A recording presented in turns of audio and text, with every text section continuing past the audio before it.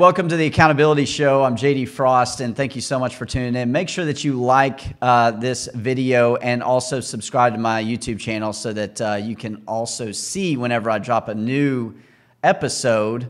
Turn on those notifications, all right?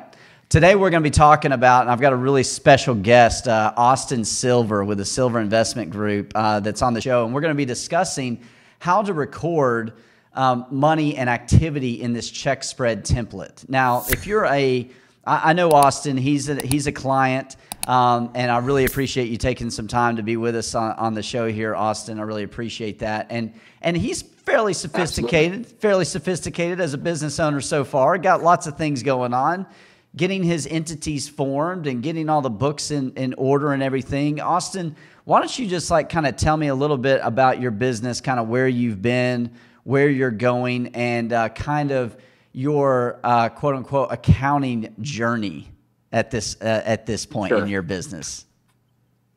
My accounting journey, as you know, is probably disappointing since I didn't do too well in accounting in college. But I always knew that I would find someone like you, JD, that was able to help me out. And it worked out really well that as my business started to grow over the last 2 years, that you and I have been able to connect through my girlfriend, Riley, who's also my business partner. And we've come a long way. So I started with just a single member LLC, but you've helped me transform that now into, like you said, multiple entities. And what our business is basically twofold. It's focused around my day trading. So I day trade our money, and that's one bucket of income. And then the second bucket is the online education, where I'm coaching people, teaching them how to trade, teaching them how to manage their money actively every single day. So that's our business. And that's the short story, I guess, of my accounting journey. Yeah, no, I mean, I appreciate that. And when you started out with your accounting, I mean, and your business, you started with a single member LLC. That's what we talked about in earlier episodes. You got to form an entity. And then the second step is you got to form a bank account. And I'm sure you probably had a bank account. Did you use your personal account like most everybody does? I did for a while, yeah. Until my dad was like, "You should probably go get this set up the right way now." Right? Yeah, exactly. So I mean, these steps are really applicable. You set up that bank account, and then the other part, and that's what we're talking about today, is once you have that bank account, then how did you record? How did you record the activity? Did you know what your income statement was? Did you know what your balance sheet was at that time?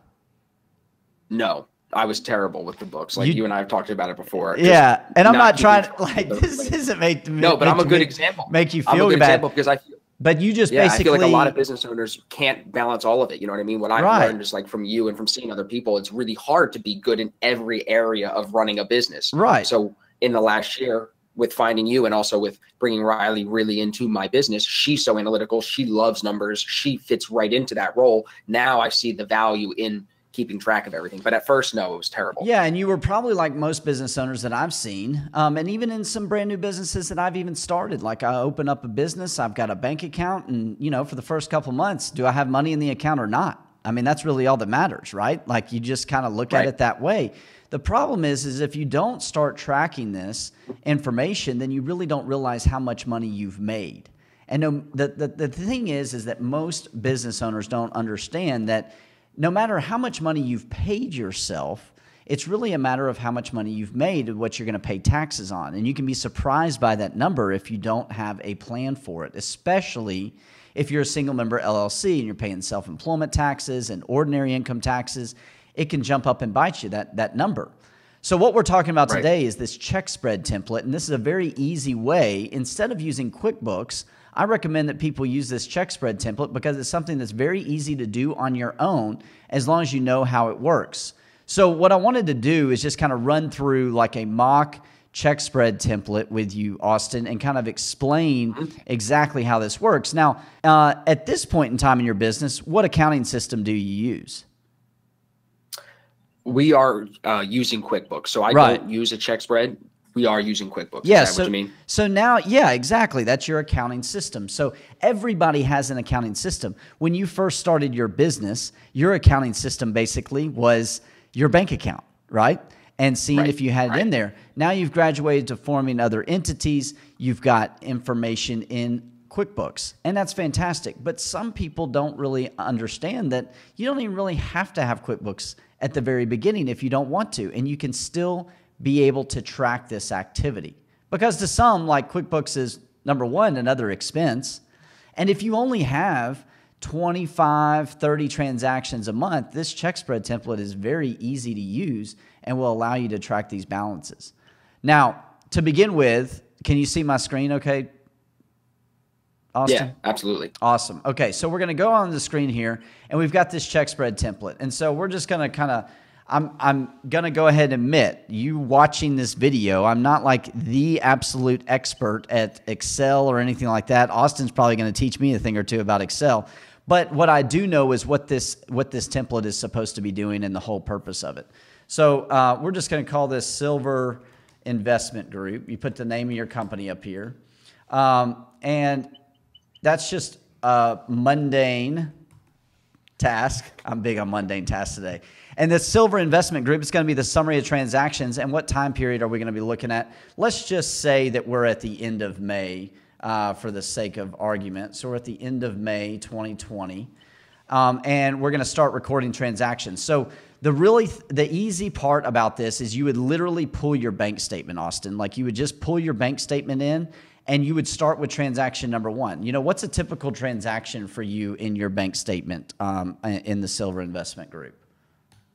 We could start with the QuickBooks charge that just went through. All right, cool. So let's say that charge happened on May 1st. We're going to call this QuickBooks charge. Now that is going to be an expense. So on this template, expenses go in column E under check. How much was the expense? $40. $40. So $40 goes into that balance, that amount right there. Now your balance here, I started on the wrong line. See, that's what happens. So our beginning balance, how much money you got in your bank account?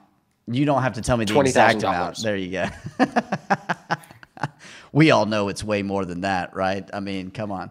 Yeah, I had to knock a couple zeros off for privacy reasons. I like that.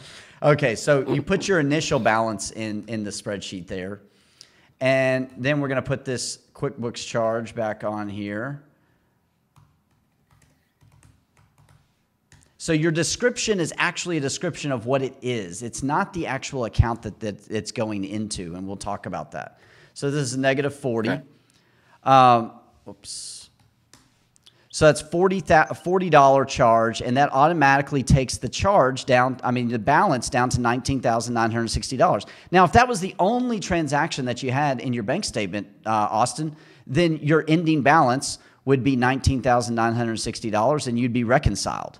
When people are talking about reconciliation, and, forgive me, for being very, very elementary, but that's the whole purpose of this, is to get down to the elementary parts of this, is you start your bank balance with a beginning balance, you end it with an ending balance, and the activity in between is what we're trying to record. So the whole point, when you hear people talking about reconciliation of bank statements, that's what a reconciliation is. The reconciliation is reconciling the book balance to the bank balance, okay? Now, most new business owners, like yourself, when you started out, you were talking about like, hey, I just had a bank account and I made sure that I had money in it, right? So you never had to really reconcile your bank account to your books because you didn't even have any books. You just had a bank account. And that's one thing that a lot of people don't understand. So then that transaction, the way you use this spreadsheet, you got the $40 in there. It made that balance go down. And then on the other columns here is we have all of these different categories. Now, this is basically building your chart of accounts, So all the way over here in column Z, if I can select that, move it over. Why can't I do that? I'm not an Apple guy. I just want to see what's in that cell. There we go. $40, exactly.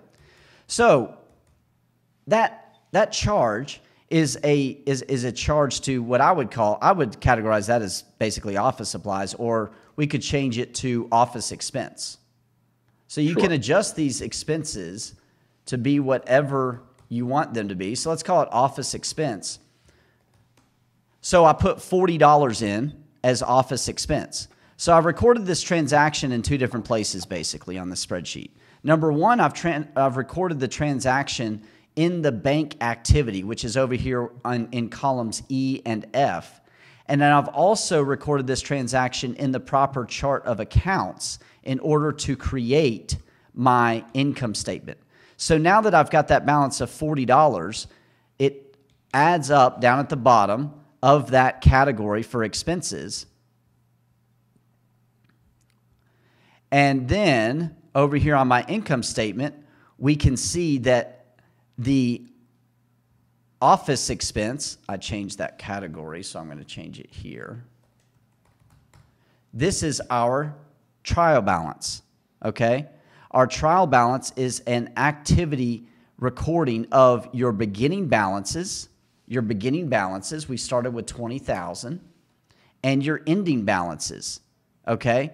Now, your chart of accounts is, your trial balance has to add up to zero, okay? So when we had that 20,000 that you started with, you also have to record that that was a contribution into the company. So your beginning balance was $20,000 in the bank account. When you put that $20,000, that's what's called a contribution, and contributions are recorded as a credit balance so that then our beginning balance, our trial balance, adds up to zero. Do you see that? Makes sense, yeah. Okay. So now we had this transaction in our period of time, basically the month of May. And now we have $40 that has left the account. We have $40 that hit the expense on that transaction as well. And then we're going to have ending balances of $19,960. We also have an ending balance on the expenses of $40. But the one thing that we have to change now is our equity. Our equity has to change because our equity has basically gone down as a result of this transaction. Okay? Mm-hmm. Whoops. I've got my pluses and minuses off here.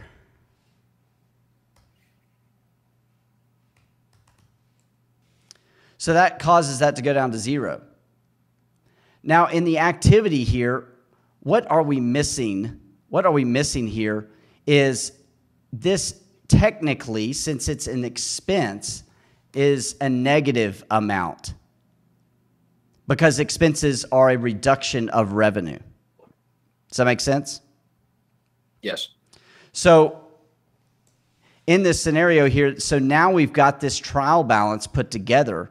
We have our beginning balances here. We've got our activity for the year. And then we have our change in equity and expenses as a result of that transaction. So this check spread template, let's do another transaction. What's an example of another transaction? Maybe a deposit. Do you want, let's just say revenue from sales came in, say yesterday for $1,700. So revenue from product sales.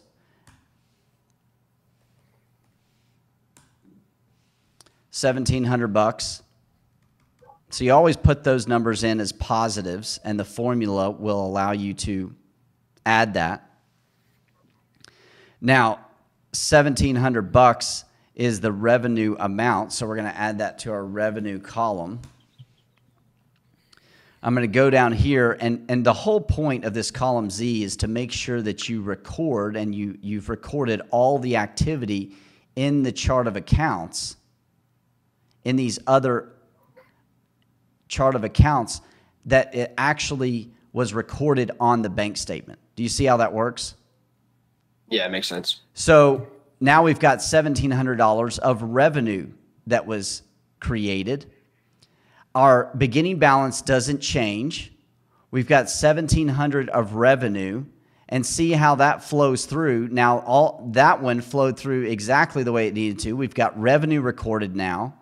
We've got a total revenue that's recorded on the ending balance. And so now if we highlight all of our income and expense categories, which is all of these at the bottom here, we've got a profit of $1,660. So the whole point of this is to allow you to be able to record this information, tie it out to your bank statement, and then also be able to allocate those expenses and revenues into actual categories, into what's called your chart of accounts, which then makes up your trial balance, which then provides you with your income statement and balance sheet for the year. What questions you got for me? It's just well, I think it's important because you make it very clear that it's like a 3-step process. It's not just one step of, oh, I spent this much money, mark it here. Okay, my account's down to here. It's taking it that step further that, like you said, QuickBooks and other programs do on their own, I'm sure in their own way. But here, you kind of have to take that initial charge or that initial deposit, take it out, show it basically where it's coming from, and then that will in turn reflect on the overall balance sheet. Yeah, exactly. So it's 3 steps. Yes, exactly. So that's what most people don't understand about accounting, and that's what's so important about this. If you start a business and you start using this spreadsheet, it really gives you a grasp of accounting, because accounting really does consist of 3 different parts. You have your bank activity, and that is basically a ledger. Okay? That's going to be your activity throughout the whole year from one period to the next in your bank account.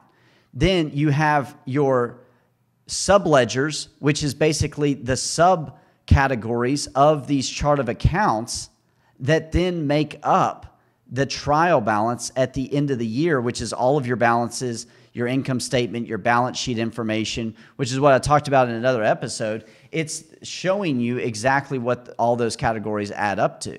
And, I hear a lot of clients that are like, well, it's just really easy, right? Like I only have 25, 30 transactions.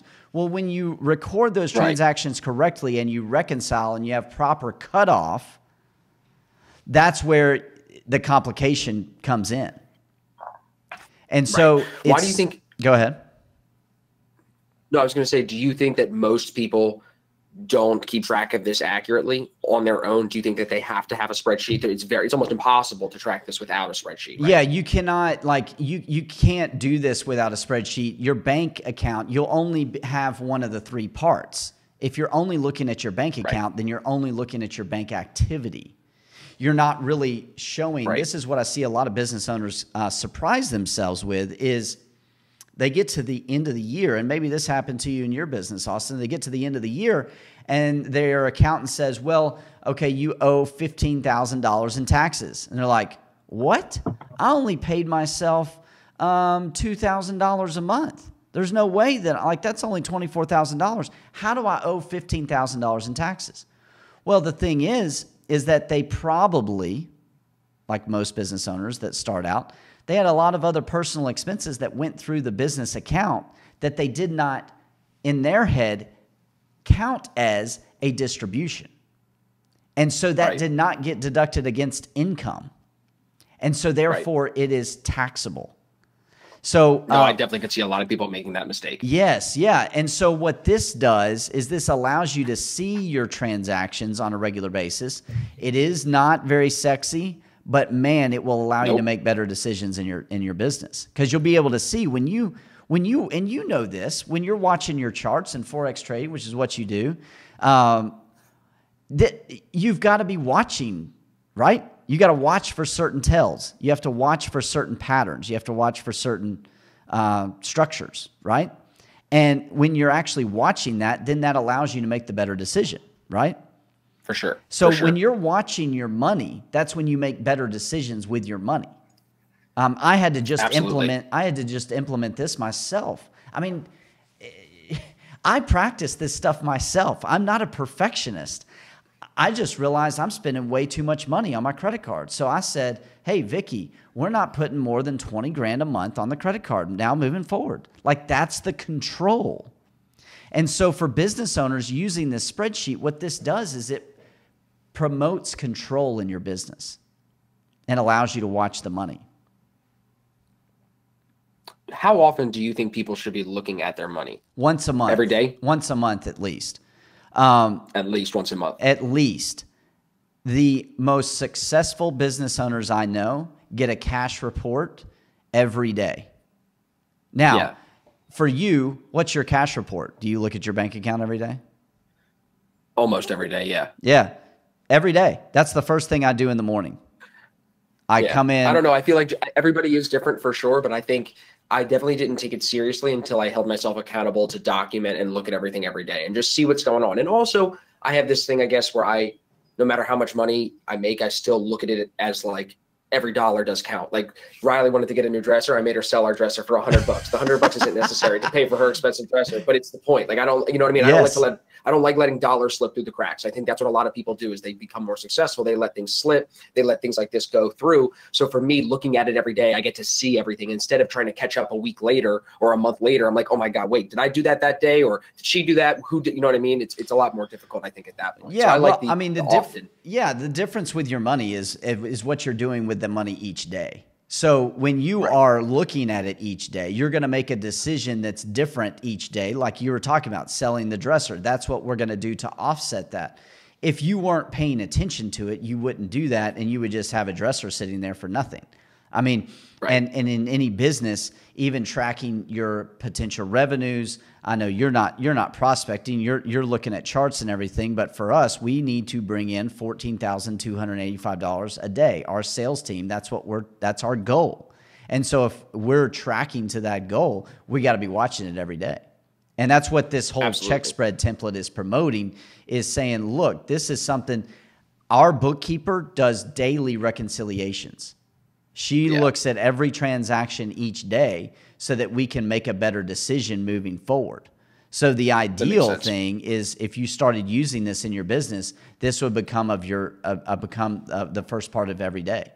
My father, he gets a cash report every day in his business. I know Grant Cardone, the first thing he gets on his desk is a cash report every day. You know, Grant Cardone talks about cash is trash. He's full of it. He watches his cash. He just wants to know how much he can go use in the future. Exactly. And that's fine. But he's still watching it, you know? Right. Well, I think, if you're not paying attention to it, like I said, more importantly, you're more likely to let mistakes happen. You're more likely to let things slip through the cracks. So for someone like me, I guess, that is struggling to start something like this because it can seem overwhelming, what do you recommend to people like that? To start something like this, I mean, you're already using QuickBooks for yourself. But if somebody's thinking about starting this, the best thing to do. If they're not doing anything in general right now. They're like me 2 years ago, where they're just ignoring this, basically thinking they were keeping track of it in their bank account. Yeah, I mean, the best thing to do is to start looking at it on a daily basis. I mean, how many transactions in a single member LLC, solopreneur, first business? How many transactions are really going through the bank account on a daily basis? Less than 10? Yeah, probably. And here's the thing. If you don't even understand if you're like, oh my gosh, this is just like way complicated, do just the bank part. Only write down the date, the description of the transaction, and was it a check or a deposit? If you do that part at the end of the year, it is so much easier for an accountant like myself or somebody on our team to see this spreadsheet, and we literally can categorize it for you pretty quickly because we do this all the time. But daily, I mean, just like writing down your goals. I mean, it's one of those daily tasks that separates you and promotes success. No, I definitely agree. And the QuickBooks has helped too. I think when you can automate certain things, that definitely, as it gets more complicated, that definitely helps take a load of stress off your head, off your back too. You know? Yes, yeah, completely. I mean, there's certain times when you've got more than, I would say, 25 to 50 transactions a month. Sure. That's when you'd want to go to something like a QuickBooks. But what I want to encourage, and this is something that my father, he's a CPA. He still has a set of books for a company that they own. Very, very simple. Only has about 5 or 6 transactions. He still uses manual books. Really? And the reason for that is it's the practice of the fundamental of understanding the accounting. And so I Sure. encourage business owners, myself, I actually have a business that only has 4 or 5 transactions a month. I still use this check spread template for that business. Like that's what I use to generate the trial balance and generate the tax return each year.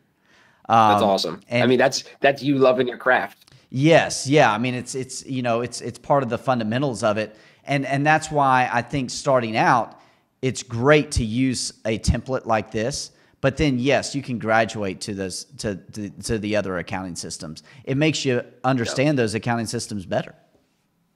Absolutely, it makes sense. Do you have any other questions about the functionality of this spreadsheet or anything?